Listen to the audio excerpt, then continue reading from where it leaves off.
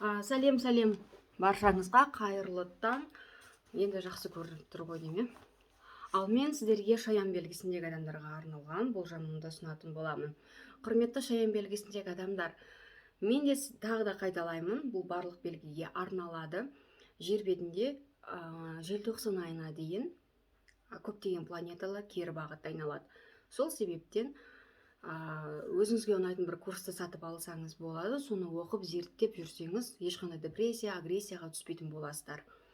Ал менде дайын базы курстарым бар, материалдар, видеолар өте дайын. Соны сатып оқи берсеңіздер болады. Шаян, жалпы маусым айына арналған прогноз 2011 жылы көктемде қандай оқиға болса, сіздерде сол маусым айында қайталанады.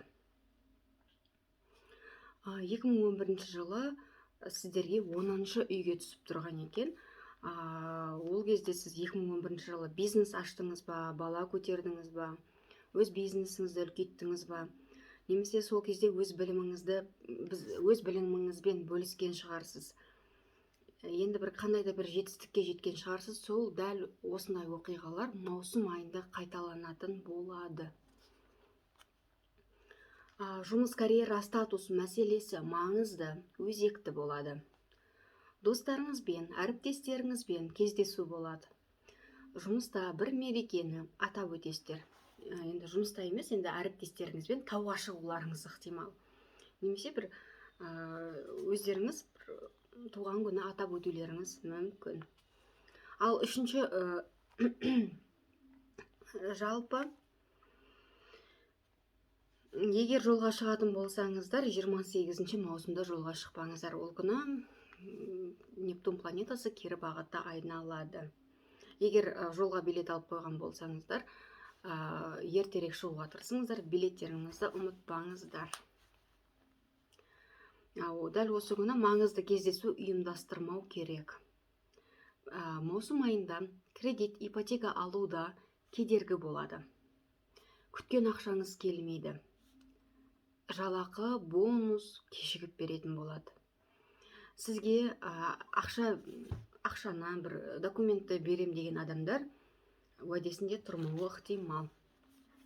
Ал 12 маусым күні Меркурий 12 үйге келіп тұр екен, бұрынғы танысыңыздан бір құпияны еститін боласыз. Ал 14 маусым күні анализ тапсырасыздар, бір емханаға барып ем аласыздар. Және де егер сіздер ауырмай жүрсеңіздер, ауырып жүрген адамның барып денсаулығын сұрап барып қайтасыздар. Емханаға барасыздар, немесе үйіне барып хал жағдайын сұрайсыздар.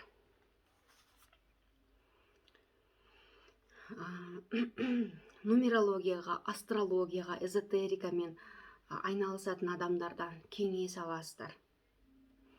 Үйіңіздегі ескі заттарды, керек емес заттарды тастауға жақсы кезең. Немесе өзіңізге ұнамайтын заттарды қайырымдылық қорына берсеңіздер болады. Дәл осы күні 14 маусым күні ай толады. Ол сіздерге 6-шы үйге келіп тұр екен. 6-шы үй бізде жұмысқа, денсаулыққа, күнделікті режимге жауап береді. Жұмысыңызда өзгерістер болады. Бір әріптесіңіз жұмыстан кетуі ықтимал. Немесе бастығыңыз ауысады. Басқа мекемеге жұмысқа тұруыңыз мүмкін.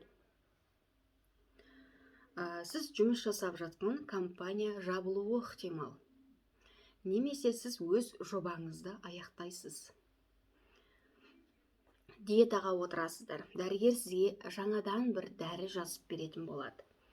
Немесе өз дәрігеріңізді ауыстырасыз, өзгертесіз. Басқа дәрігерге барып емделетін боласыздар.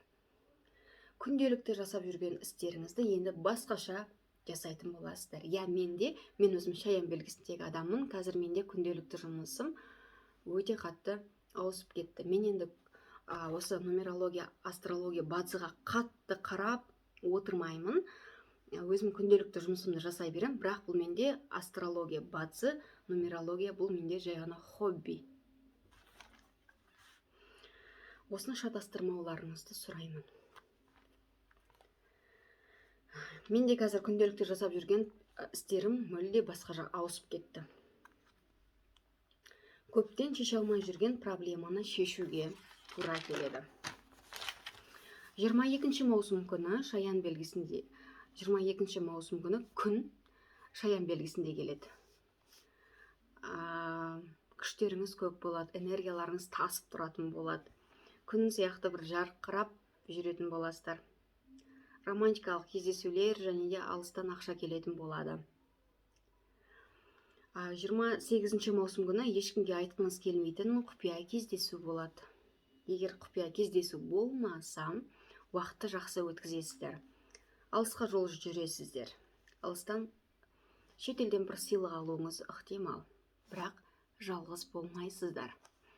Аяқ асты интернет арқылы, әлеуметтік желі арқылы басқа ұлттың адамдарымен танысасыздар. Ақшалы боласыздар. 28 маусымда дәл осы күні бұрында қыдырып барған жеріңізге қайтадан барасыздар.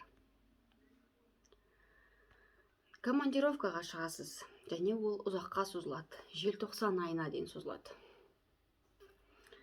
Осы маусымда шетелге қыдырасыз, немесе шетелге қыдырсам деп ойланасыздар. Оқуға түсуге дайындаласыз. Эзотериканы немесе дінді зерттейтін боласыздар. 29 маусым күні жаңа ай туады. Ол бірінші үйге келіп тұр.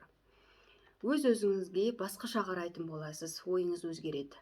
Өзіңізді құрметтейсіз, бағалайтын боласыз. Қарым-қатынасты нақты бір шешім қабылдайтын боласыз. Нақты шешім деген, бұл деген сөз ажырасу емес, бұл қайта қосылу немесе үйлену мағынасын білдіреді. Жалпы сіздерде шаян белгісіндегі адамдар маусым айында 9 және 12 үй өте өзекті болып тұр екен. Бұл онлайн бизнесті айтып отыр, және алыстан, ұзақтан отырып консультация беруге өте жақсы деген сөз.